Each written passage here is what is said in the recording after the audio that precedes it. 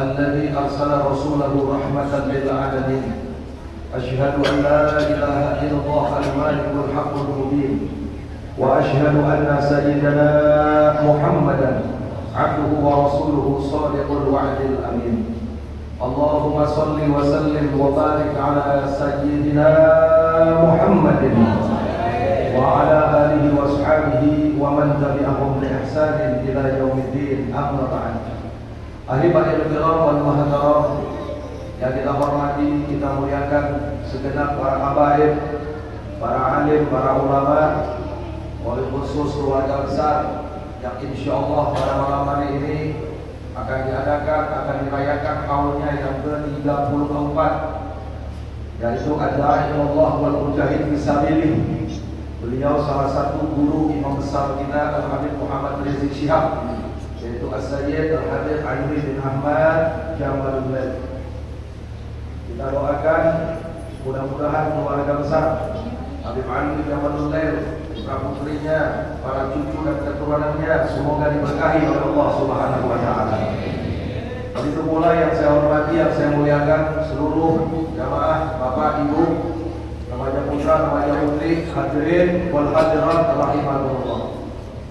Karena insyaallah habis sholat tarawih akan diadakan acara haul, jadi tidak banyak kalam, tidak banyak yang ingin saya sampaikan pada kesempatan ini, mengingat waktu juga sudah cukup malam.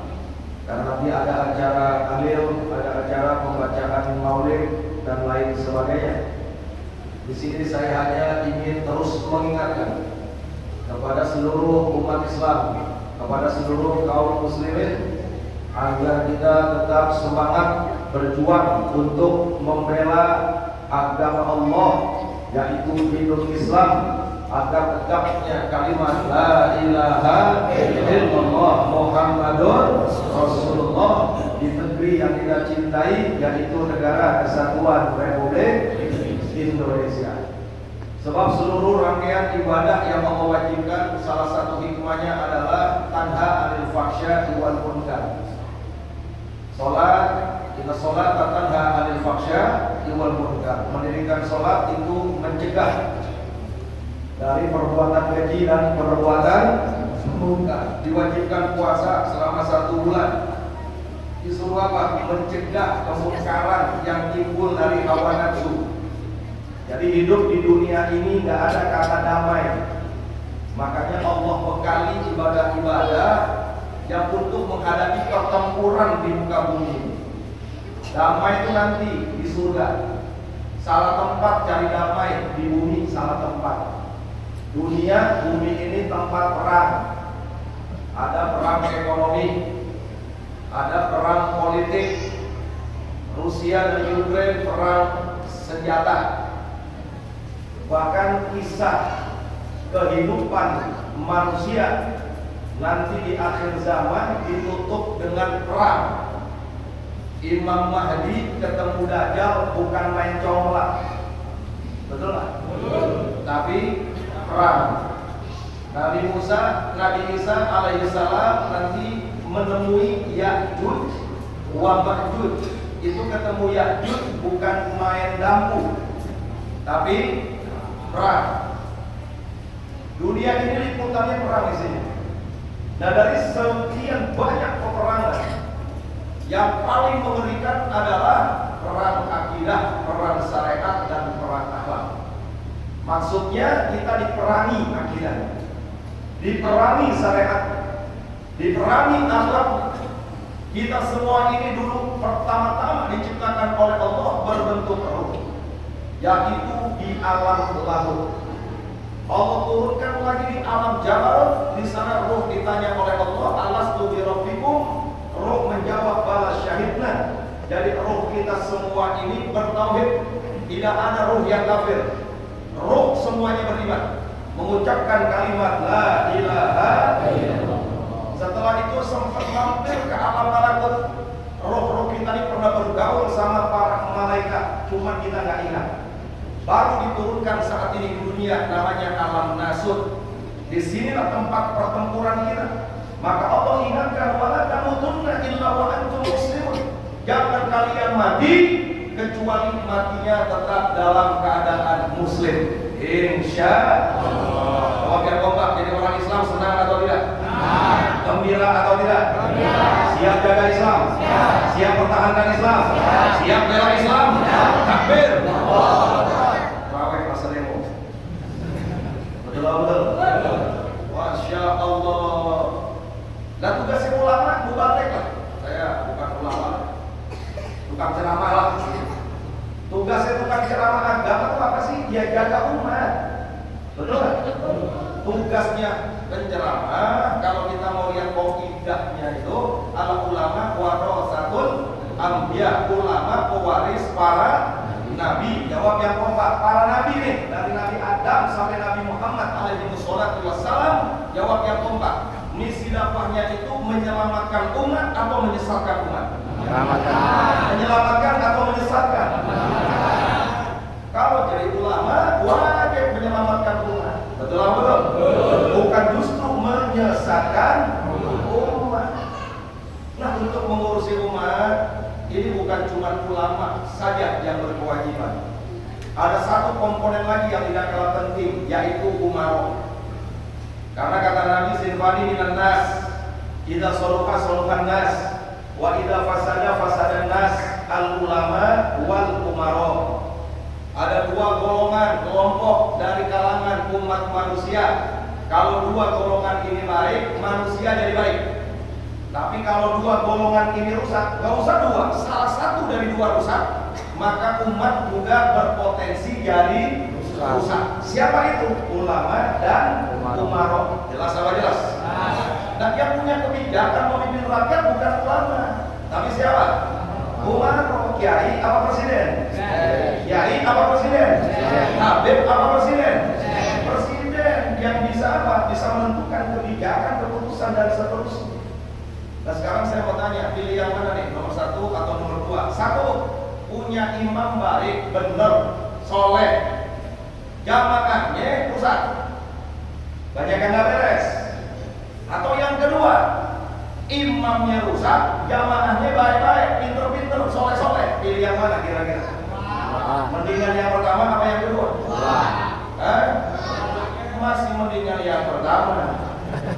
Imamnya baik, jamaahnya rusak. Nanti kalau sholat ditanggung sama imam, habis sholat jamaahnya dibenerin. Betul kan? Yang repot kalau punya imam bejat, zalim, bakhul, bego, goblok, tolol. Punya makmumnya pinter-pinter, soleh-soleh. Kira-kira model begini rusak atau enggak? Nah yang kita rasakan bernegara saat ini, yang pertama apa yang kedua? Orang kompak. Pertama apa kedua? Ya nggak jauh cebong nih. Nggak ada bocor dari bawah. Bocor itu dari mana? Dari atas. Kalau urusan ekonomi, pusing, mumet, ini, itu dan sebagainya, kita masih bisa cari solusi. Itu perang ekonomi. Betul lah, betul. Nah sekarang ini yang kita rasakan, urusan ekonomi aja bolak-balik. Betul lah. Minyak goreng naik. Pertama naik, beras, gula, kolor, naik semuanya. Betul lah, betul. Urusan ekonomi bapak betul. Nah yang paling mengerikan, agama dijadikan kolok-kolokan saat ini. Ini yang terjadi. Makanya antum semua jaga baik-baik punya lisan. Salah antum insan fikir lisan. Ini mulut bisa jadi beriman, bisa jadi kafir gara-gara mulut. Jelas apa jelas? Hati-hati. Jangan suka memperolok-olok Allah, agama dan Nabi, kitab suci. Jangan sampai. Ente bercanda-bercanda. Tapi Allah jangan bercandaan, bukan levelnya. Lah kita punya orang tua bercanda sama teman ini ngakak teman. Betul nggak ini? Apalagi Allah, syariat, Nabi bukan level kita, jangan diolok. Sebab ada sanksi. Lihat ayatnya. Qul abillahi wa ayatihi wa rasulihi kuntum tastahzi'un.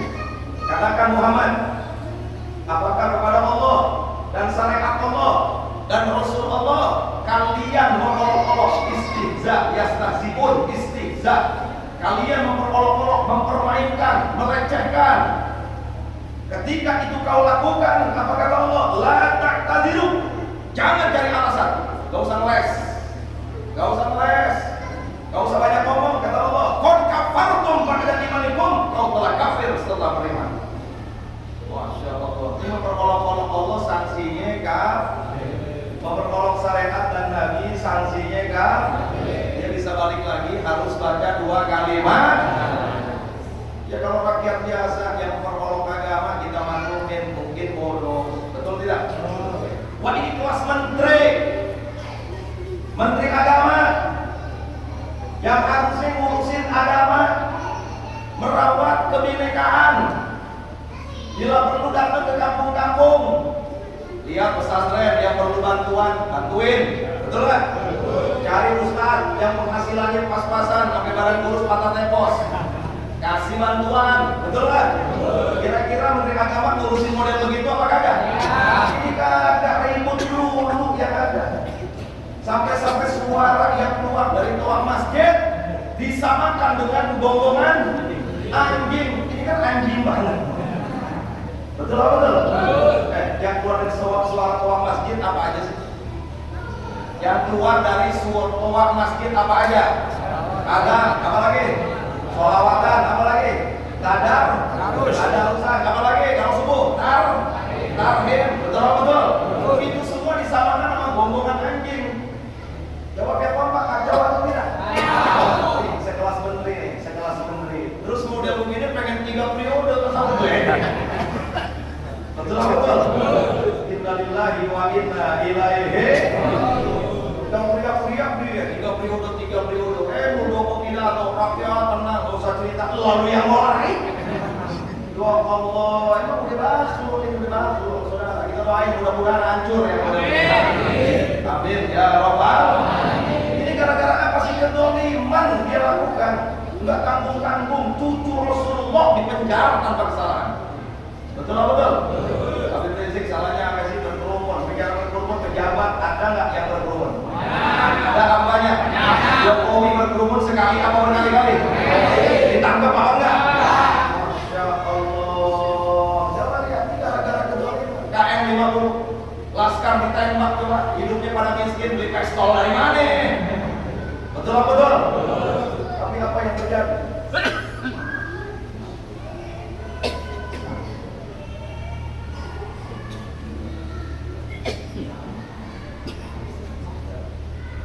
Jelas apa jelas?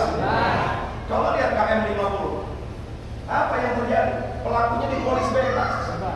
Yauma ini yasduruna min ashdaqal yurab. Wa may ya'mal mithqala dzarratin khairan wa may ya'mal mithqala dzarratin syarran yarah. Di sini ente bisa lolos. Tapi nanti sampai jumpa di pengadilan akhirat. Pengadilan akan dibuka sama Allah. Betul betul. Ini karena kedoliman udah menumpuk, saudara. Ngebunuh orang yang udah banyak ini rezim. Makanya akhirnya Allah permalukan ketika dia memimpin. Na'udzubillah min. Nah, yang ingin saya sampaikan adalah jaga diri kita, khususnya akidah kita, syariat kita, akhlak kita dari hal-hal yang bisa merusak akidah, syariat dan akhlak. Bukan cuma menteri agama yang ngatur, banyak banget. Di antaranya ada Buya dari Cirebon, dari Kertassemaya. Dulu Islam Nusantara nggak laku, diganti lagi modernisasi beragama. Kalau modernisasi beragama maksudnya di zaman modern rusak model begini, kita teguh memegang agama, melaksanakan perintah agama. Jawab yang kompak, bagus nggak? Cakep nggak? Tapi yang dimaksud modernisasi beragama yang diusung oleh mereka bukan itu. Bahwa agama disuruh mengimbangi era modern. Agama suruh ngikutin zaman modern. Makanya jangan kaget tiba-tiba ada kawin beda agama. Kawin seagama suruh modern nih. Masa mau dilarang juga? Dikawinin kemarin. Beda agama. Pada waktu seorang Buya itu bicara di acara modernisasi beragama, apa dia bilang? Siti Khadijah agama tidak menyembah berhala berhala, bukan Yahudi. Ini udah bagus nih kalimat. Agamanya disembunyikan, masih kita okein lah. Gak mau dipoligami, masih bisa kita bahas. Tapi selalu diskusi dengan pendeta Nasrani. Siapa itu? Waraqah bin Nawfal, pamannya. Dia tidak katakan Khadijah itu agamanya Nasrani. Tapi kalau kita mau pelajari itu kalimat, bahwa Siti Khadijah itu agamanya Nasrani. Dari Nabi Muhammad, istri pertamanya Kristen. Jadi kalau ada kawin beda agama, gak apa-apa, karena ada contoh Nabi Muhammad. Saya mau tanya, bahaya atau tidak? Sesat atau tidak? Siti Khadijah agamanya nggak diketahui sebelum menikah dengan Nabi, karena di dalam kitab tarikh belum pernah kita temuin apa agamanya. Tapi begitu menikah dengan Rasulullah, beliau muslimah pertama. Jelas apa jelas? Tapi Siti Khadijah penyembah berhala atau bukan? Yahudi atau bukan? Nasrani atau bukan? Jadi kalau ada yang membolehkan perkawinan beda agama, kacau atau tidak? Bahaya atau tidak? Ingatkan atau lawan? Aku kepret. Masya Allah. Ini lama-lama bakal bahaya nih kawin beda agama nih sekarang. Lama-lama laki sama laki kawin. Ngapain olahraga? Perempuan kawin. Ini bisa terjadi. Betul atau tidak? Betul. Makin kesana makin parah kalau dibiarkan. Yang begini pengen 3 periode. Jawab yang bapak, kacau atau tidak? Kacau. Masya Allah. Makanya hati-hati, akidah diserang, syariat diserang, kemudian akhlak diserang. Maka kesimpulannya, yang pertama, untuk menjaga itu semua, jangan jauh dari majelis taklim. Berapa Pak? Jangan jauh dari majelis taklim. Rajin-rajin ngaji, rajin-rajin ngaji. Datang nih upload nih banyak pengajian. Hadir dengerin ilmu-ilmu dari guru-guru biar kita selamat. Insya Allah. Yang kedua, ikuti ulama yang lurus. Ikuti ulama yang istiqomah. Tingkat RT banyak. Gak usah khawatir. Tingkat RT, tingkat RW, tingkat lurah, tingkat camat, tingkat kabupaten kota, provinsi, masih banyak kiai yang lurus, masih banyak habaib yang lurus. Di Jakarta yang kita tahu guru kita Habib Idrus Jamalullah, Kiai Haji Maulana Kamal, Yusuf, betul. Habib Metal, betul. Kiai Haji Mahfud Asirun NU dari Jakarta, banyak, masih banyak ulama yang lurus tingkat provinsi. Yang susah nyari ulama tingkat nasional bahkan internasional. Betul. Sekarang ini yang baru kelihatan dari kalangan habaib. Imam besar kita Habib Rizik Syihab. Jujur ya, cari kiai atau ustaz atau gus yang track recordnya kayak Habib Rizik, ada apa enggak? Sebab ada yang protes ke saya, Ustaz David, kok Habib Rizik dulu yang diangkat? Kiai enggak, Gus enggak, Ustaz enggak, memang belum ada. Andai kata ada Kiai, Ustaz, Gus yang istiqomahnya kayak Habib Rizik, disuap 1 triliun dolar, di penjara siap, diasingkan siap, istiqomah membela kebenaran, saya hormat dan saya akan akui dia sebagai imam kita. Betul? Sekalinya ngomong Gus gondrong, gemuk, dekil, belain orang hujan. Betul? Udah tahu langit diremotin kan sahabat. Innalillahi wa inna ilaihi. Dari wakil presiden kita pikir bakal kiai bakal kayak Habib Rizik, suruh makan pisang rumah gimana? Ya Allah. Ya kita doakan, mudah-mudahan nanti ada kiai yang kayak Habib Rizik. Habib ini kan min ahli baitin Nabi, betul nggak? Zuriyat Nabi, betul nggak? Kita lagi cari dari kiai, jadi biar nggak ada iri. Kadang-kadang ada iri kan? Oh Habib lulu, ya dari kiainya belum ada. Dan dari kalangan kiai Ustadz Gus, mohon maaf buat ngejelekin, ini rata-rata jangan kata 1 triliun, 10 juta min haisul yahtasib. Betul? Oh gimana 1 triliun? Masya Allah. Jadi Allah nggak salah kata orang, betul nggak? Ya fa'illahu ladina amanu minkum wal ladina utul ilma darajat. Allah ngangkat nggak pernah nyasar. Nabi Adam diangkat jadi nabi, pilihan siapa? Nabi Idris jadi nabi, pilihan siapa? Nabi Musa jadi nabi, pilihan siapa? Nabi Ibrahim jadi nabi, pilihan siapa? Nabi Isa jadi nabi, pilihan siapa? Nabi Muhammad jadi nabi paling mulia, pilihan siapa? Begitu pula kalangan ulama, ada ulama yang tenornya cuma se-RT doang. Ya udah segitu doang tenornya. Lu nggak usah maksain diri. Betul. Pengen ngetop udah segitu aja udah cukup.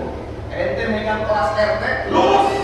Jagain akhirat, jagain syariat, jagain akhlak. Wallah lebih mulia daripada ustaz TK tapi otaknya dunia dulu. Betul. Ini umat perlu dijagain. Udah ngeri di sistem yang berjalan sekarang ingin merusak akhirat. Belum lagi murtadin Saifuddin Ibrahim. Ahok 1 ayat penjara. Wah ini 300 ayat kita dihapus. Nabi Muhammad dikata-katain. Tuh kenapa tuh orang Islam sholat kiblat ke Ka'bah? Dulunya kan Masjidil Aqsa. Itu gara-gara Muhammad ngambek begitu. Ini benar ini. Maaf deh. Kalau yang diajak diskusi, yang pernah belajar ilmu alat, namun sorok mantek pada balhoya, udah pernah belajar usul fikihnya juga, udah belajar ulumul tafsir, ulumul hadis, ilmu tarikh, sejarah sirah, udah menguasai diskusi kecil. Yang ngeri ini yang awam, yang ngajinya setahun sekali, yang ngajinya seumur hidup, begitu nyampe masjid ngajiin. Betul nggak kira-kira? Dia dengar konten-konten begini, bahaya atau tidak? Bahaya. Allah benar masuk akal. Nabi Muhammad ngambek masuk akal. Bahaya. Ya Allah. Ini yang sekarang terjadi. Yang kuatin iman ya. Wala tamutunna illa wa antum muslimun. Mudah-mudahan barokah bulan Ramadan. Dan mudah-mudahan barokah guru kita, imam kita, Al-Walid, As-Sayyid, Al-Habib Ali, Habib Ahmad Jamalul. Mudah-mudahan kita semua diwafatkan dalam keadaan husnul